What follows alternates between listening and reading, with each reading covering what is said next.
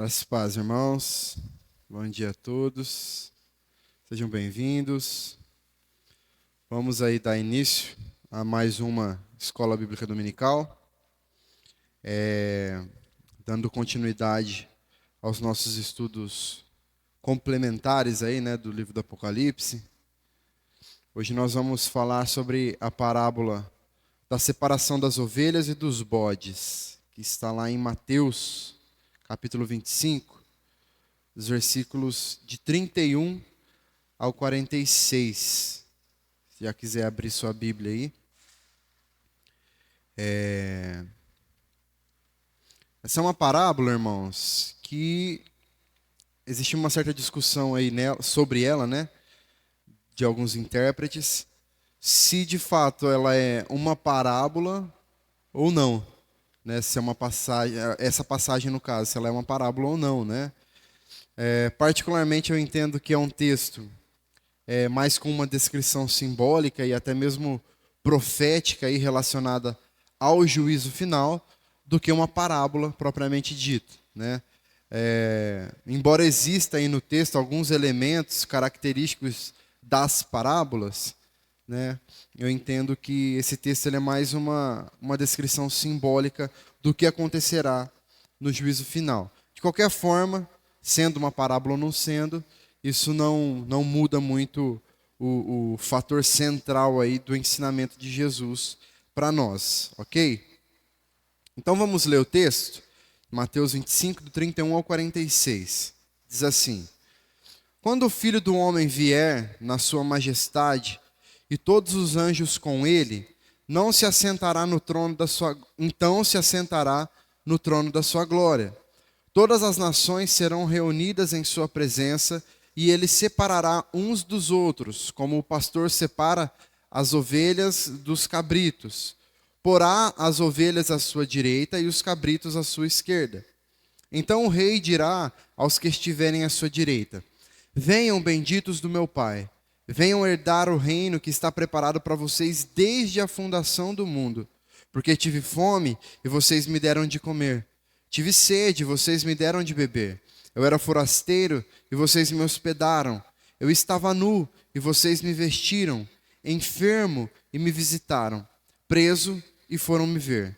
Então os justos perguntarão: Quando foi que vimos o Senhor com fome e lhe demos de comer? Ou com sede e lhe demos de beber? E quando foi que vimos o Senhor como forasteiro e o hospedamos? Ou nu e o vestimos?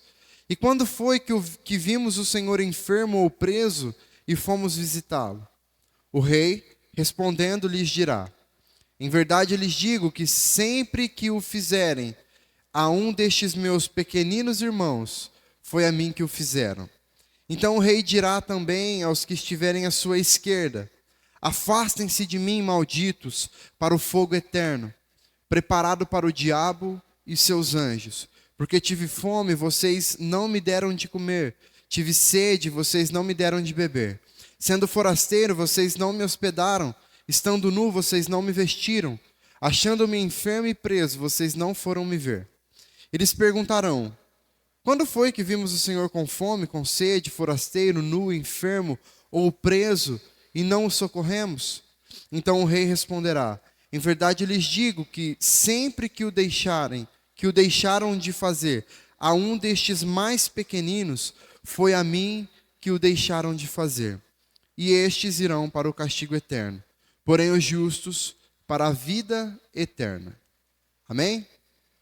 Então, irmãos, esse relato aqui de Jesus, ele é uma continuação dos ensinamentos dele do capítulo anterior, do Sermão do Monte. Tá? No capítulo 24, no caso, Jesus ele vai descrever ali a destruição de Jerusalém e do templo, né? E também alguns eventos ali acerca do final dos tempos, até chegar na sua segunda vinda e no juízo final. Ainda ali no capítulo 24, nós temos alguns alertas sobre a necessidade de nós estarmos preparados diante de uma volta repentina de Jesus, né? Porém, vai ser aqui no capítulo 25 que Jesus ele vai explorar com um pouco mais de profundidade questões relacionadas à vigilância que nós precisamos ter, e também ele vai descrever de forma mais clara o juízo final. certo? Esse capítulo aqui, então, ele contém as últimas exortações de Jesus a respeito deste assunto aqui, antes da sua crucificação, certo? É nos versículos 32 e 33 que nós vamos encontrar as características de uma parábola. Por exemplo, quando Jesus ele vai comparar os justos e os ímpios a ovelhas e bodes, cabritos aqui no caso, né, que nós lemos na nossa versão. Nós vamos tratar como bodes porque é a versão mais utilizada aí.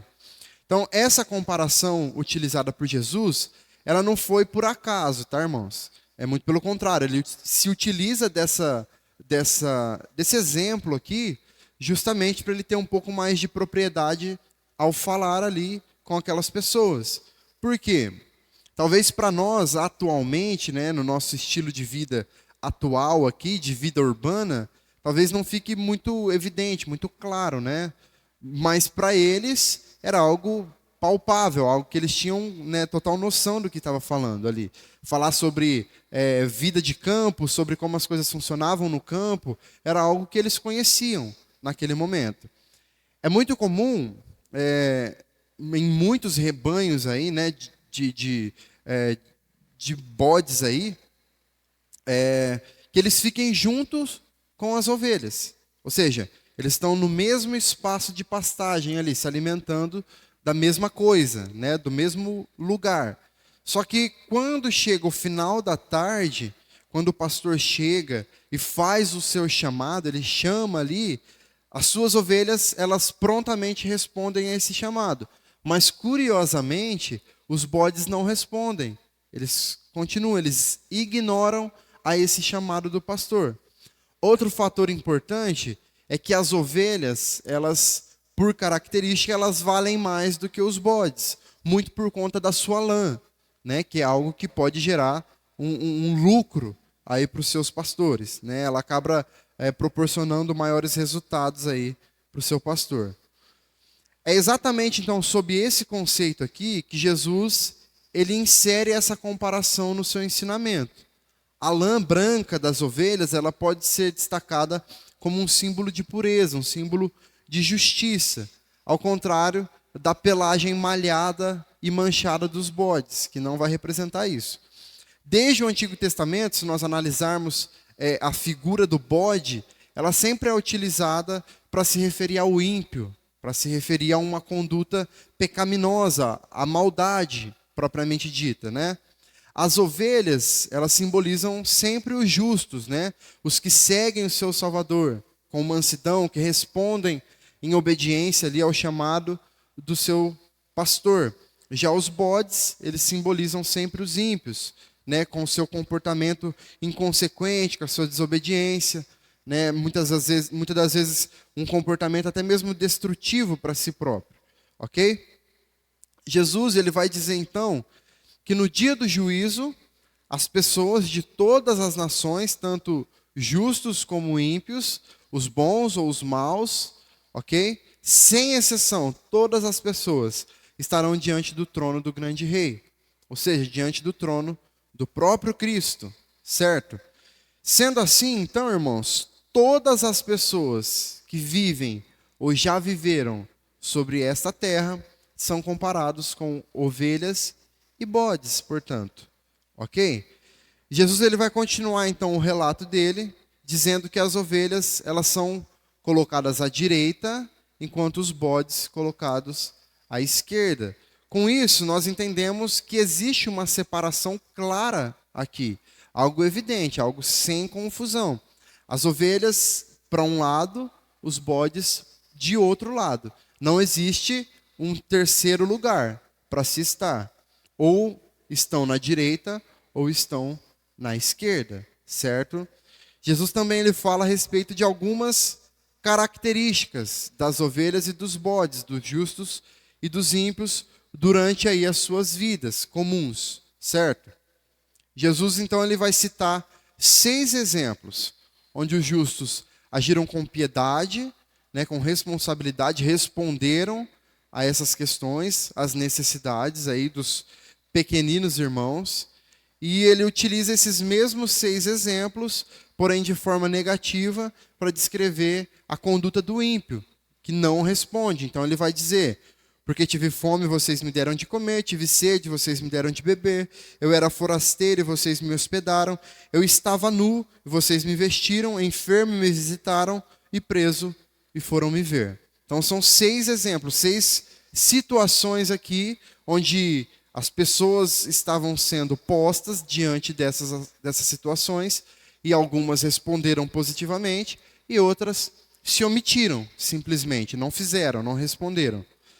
Na parábola aqui, os justos e os ímpios, então, eles perguntam ao rei quando foi que eles fizeram ou deixaram de fazer aquilo que o rei está dizendo aqui.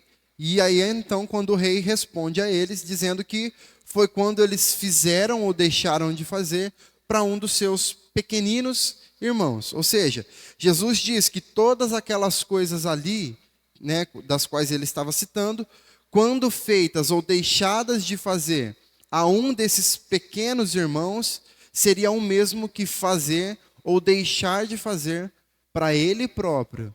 E isso é algo muito intrigante para nós, irmãos, porque nós percebemos que muitas das vezes nós acabamos nutrindo alguns sentimentos, algumas situações no decorrer das nossas vidas, e que nós pensamos que estamos talvez deixando de fazer algo ou fazendo algo para atingir uma pessoa especificamente, quando na verdade nós estamos fazendo ao próprio Deus. Isso precisa estar muito claro em nossas mentes, ok? Então, esses irmãos descritos aqui se tratam dos seguidores de Jesus, dos seus discípulos, aqueles que foram eleitos por Deus para a salvação. As ovelhas a quem o Pai deu ao Filho, que de maneira nenhuma ele lançaria fora, como diz João capítulo 10. Então, essa simples expressão aqui, meus irmãos, usada por Jesus, demonstra uma profundidade muito grande, irmãos, do relacionamento entre Cristo e os seus seguidores, os seus discípulos. A ponto de Jesus dizer, então, que quando nós fazemos algo para os seus discípulos, para os seus pequenos irmãos, neste mundo, nós estamos fazendo diretamente para ele. E da mesma forma, quando o ímpio, ele não se compadece diante das necessidades desses pequenos irmãos e, consequentemente, rejeita o evangelho, eles estão rejeitando o próprio rei, que será o seu próprio juiz naquele grande dia. Isso é um tanto quanto burro da nossa parte, certo? E aí Jesus ele termina a parábola então dizendo que os que foram postos do lado esquerdo serão destinados ao castigo eterno, ao fogo eterno que foi destinado a Satanás e seus anjos, né? Mas os justos que foram para o lado direito herdarão a vida eterna. Então nós podemos tirar algumas lições práticas aqui, irmãos, dessa passagem, dessa parábola, como você preferir entender. E entender que a principal mensagem aqui desse ensinamento é que a realidade do juízo, ela precisa estar muito clara para nós e não pode ser esquecida para nós também. Então nós tiramos algumas lições, são 5 lições. A primeira lição é que existem apenas ovelhas e bodes, lado direito e lado esquerdo. De forma bem clara, bem direta aqui, nós podemos aprender que não existe um meio termo. Não existe meio do caminho. Não existe em cima do muro, como nós já falamos algumas vezes. No dia do juízo, as ovelhas e os bodes estarão presentes. Apenas ovelhas e bodes estarão presentes. Uns ficarão do lado direito, outros do lado esquerdo. O mundo, aí afora, e até mesmo algumas igrejas por aí, pregam que Deus é amor, que Ele ama a todos, que Ele salva a todos, que só basta nós queremos, né? Que no final vai dar tudo certo, que todos os caminhos levam a Deus. É isso que nós ouvimos por aí afora, sendo dito, né? Só que o texto é claro, existem 2 lados, a direita e a esquerda. Uns irão para a direita, outros para a esquerda. Então, com certeza, esse não é o ensinamento dado por Jesus, de que, não, está tudo certo, vai dar tudo certo no final. Jesus não fala isso, muito pelo contrário. Naquele dia, os ímpios, surpresos, eles se perguntarão ali: mas quando foi que nós rejeitamos o Senhor? Quando foi que nós deixamos de fazer essas coisas para o Senhor? Mas aí será tarde demais, né? Não haverá mais tempo. A segunda lição que nós tiramos, irmãos, é que durante o dia todos vivem juntos, mas ao cair da noite a separação acontecerá. Durante o ministério de Jesus, enquanto ele esteve aqui, várias vezes ele nos alertou sobre essa separação que acontecerá no dia do juízo. Então ele ensinou que o joio será separado do trigo, por exemplo, ali em Mateus capítulo 13. Ele ensinou que o trigo, ele será ajuntado ali no celeiro e a palha será queimada, lá em Mateus capítulo 3. Os justos serão separados dos maus, no capítulo 13. As virgens prudentes serão separadas das imprudentes, como nós vimos semana passada aqui no capítulo 12 mesmo. O servo bom, ele será distinguido do servo mau, como também está aqui no capítulo 30, 25. E por fim, as ovelhas serão separadas dos bodes. Então Jesus está sempre falando, por meio de parábolas ainda que seja, dessa separação que acontecerá. É uma separação que ela é evidente, não é uma possibilidade, é uma realidade. Essa separação acontecerá, querendo nós ou não, aceitando nós ou não. Ela acontecerá. Da mesma forma como o joio cresce ali no meio do trigo, mas no dia da colheita ele é separado, ele é queimado no fogo, os bodes também, durante o dia, estão ali circulando no mesmo espaço, se alimentando ali da mesma pastagem, mas ao cair da tarde, ao iniciar a noite, eles são separados pelo pastor. Então perceba, o joio, ele recebe o mesmo adubo do trigo. Ele é regado da mesma forma. Ele é cultivado do mesmo jeito. Ambos estão dentro da mesma plantação.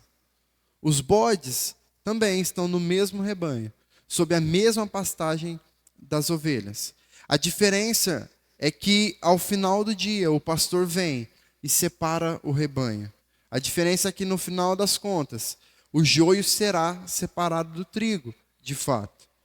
Então, nessa hora, irmãos, apenas ovelhas atendem ao chamado do pastor. Apenas ovelhas reconhecem a voz do pastor. Os bodes não.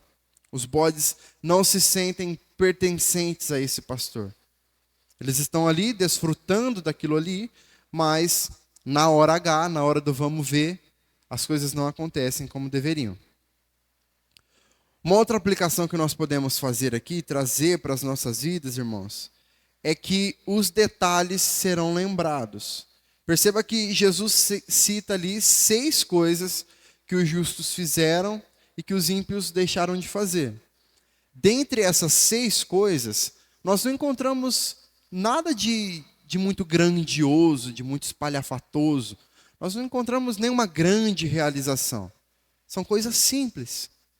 Quando o rei relata as obras que os justos praticaram ali e cita essas 6 coisas, nem os justos mesmos se lembram do que eles fizeram. Eles perguntam, mas quando foi que nós fizemos essas coisas para o Senhor?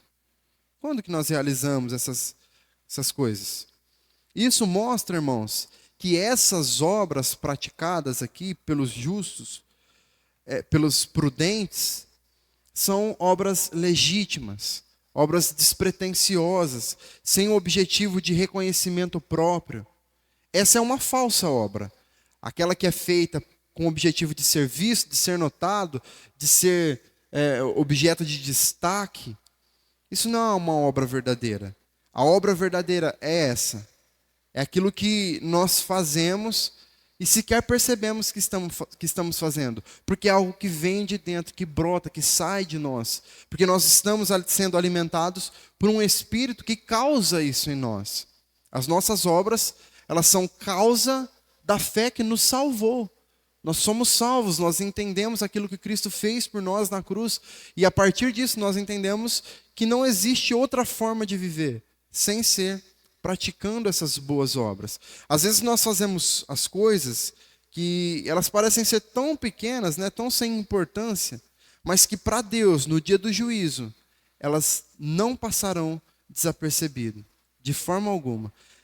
Da mesma forma, a negligência do ímpio, por menor que seja, por mais nada a ver que possa parecer, por mais inocente que possa parecer aos seus olhos, no dia do juízo, essa negligência, por menor que seja, também será lembrado. Perceba que nós estamos falando dos mesmos exemplos, coisas simples, coisas pequenas. Os justos, eles demonstram a sua fidelidade, a sua diligência aqui, nas pequenas coisas do dia a dia. E os ímpios também, nas coisas comuns do dia a dia, dessa vida, eles mostram a sua insensatez. É como se eles negassem um copo de água ao juiz que julgaria a sua própria causa. É isso, coisas simples. Ações, pequenas ações, práticas do dia a dia. Para os nossos irmãos, para aqueles discípulos de Jesus, os pequenos irmãos de Jesus, que nós deixamos de fazer, nós negamos de fazer. E ao fazer isso, nós negamos ao próprio Deus. Outro fato importante aqui é a ênfase que Jesus deu a esses pecados de omissão. Note que, da mesma forma como não está se tratando de nenhuma grande realização, também não está se tratando de nenhum grande pecado, se é que nós podemos chamar assim, né? Classificar assim. Porque, por exemplo, não está sendo citado aqui nenhum grande pecado, como, por exemplo, a idolatria, o adultério, um homicídio, nada disso foi citado aqui. Coisas que aos nossos olhos são graves, né?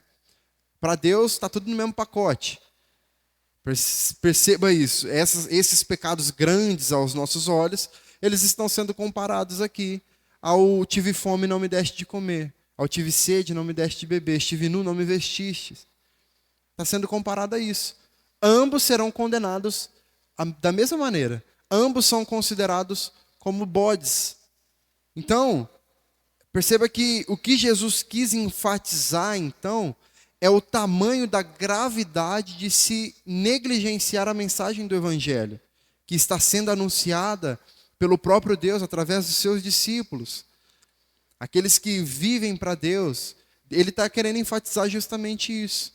Ele não está querendo aqui mostrar simplesmente a gravidade do tamanho do pecado, mas a omissão também, que muitas das vezes nós praticamos.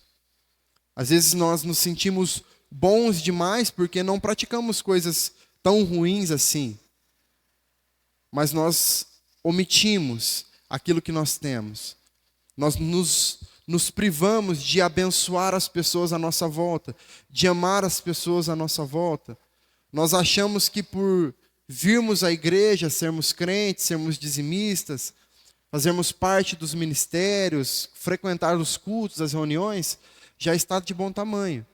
Não estamos cometendo pecados graves, né, aos nossos olhos, mas o que Jesus mostra aqui é que essa omissão, esse deixar de fazer quando nós podemos fazer, é tão grave quanto esses pecados que aos nossos olhos são muito aparentes. É tão grave quanto. É digno de ser condenado também.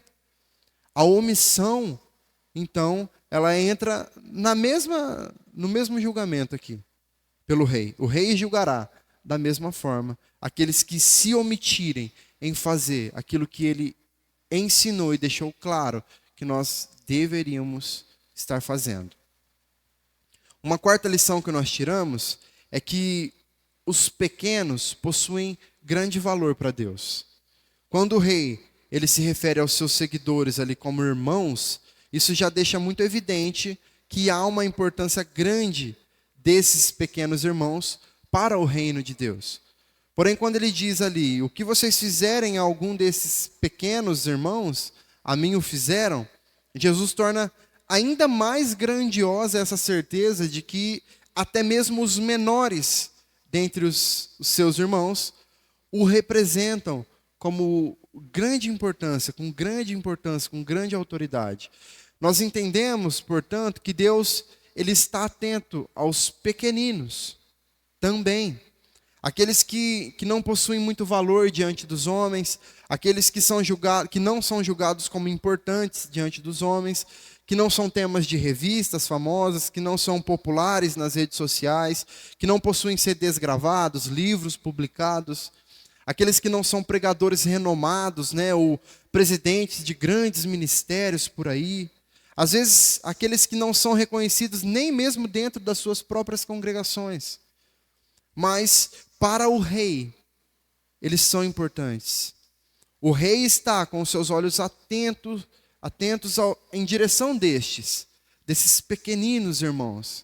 E todo o favor feito a estes pequenos irmãos, embora ainda que até mesmo esquecido por nós, por serem coisas básicas, simples, será lembrado pelo próprio Deus no dia do juízo.